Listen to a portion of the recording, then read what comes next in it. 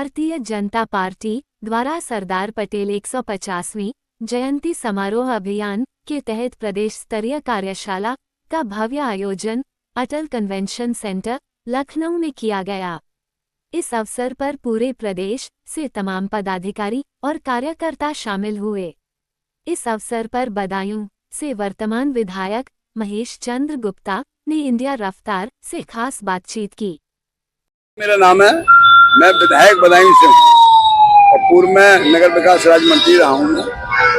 आज हमारी ये जो कार्यशाला है और उस व्यक्तित्व के नाम पर कार्यशाला है जिन्होंने पौने 6 रियासतें एक झटके में कर दी थी।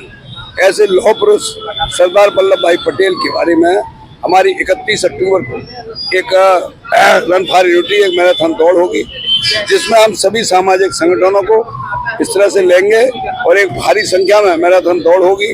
और चूंकि ये भाव रहेगा कि हर एक के अंदर ये भाव पैदा हो, एक भारत हमारा श्रेष्ठ भारत। अब एक भारत है और श्रेष्ठ भारत की जो कल्प परिकल्पना और जो उन्होंने हमारे सरदार वल्लभ भाई पटेल ने की थी और उसी के निमित्त एक जन जन में ये आवाज पहुंचनी चाहिए। आज हमारा भाव ये भी है कि स्वदेशी के लिए स्वदेशी अपनाए और ऐसा स्वदेशी जिसमें हमारे भारत के लोगों का पसीना लगा हो और ऐसा हमारा भाव हो जिसमें हमारे देश की मिट्टी की खुशबू आती हो।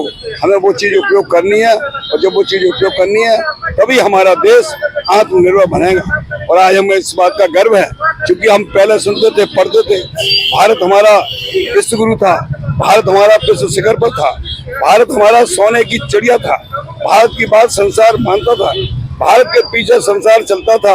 वो अब दिन ऐसा आने वाला है और आ रहा है। अब हमारे भारत का डंका पूरे विश्व में रहा है। आज हमारे प्रधानमंत्री कहीं जाते हैं तो उनका बहुत सम्मान होता है।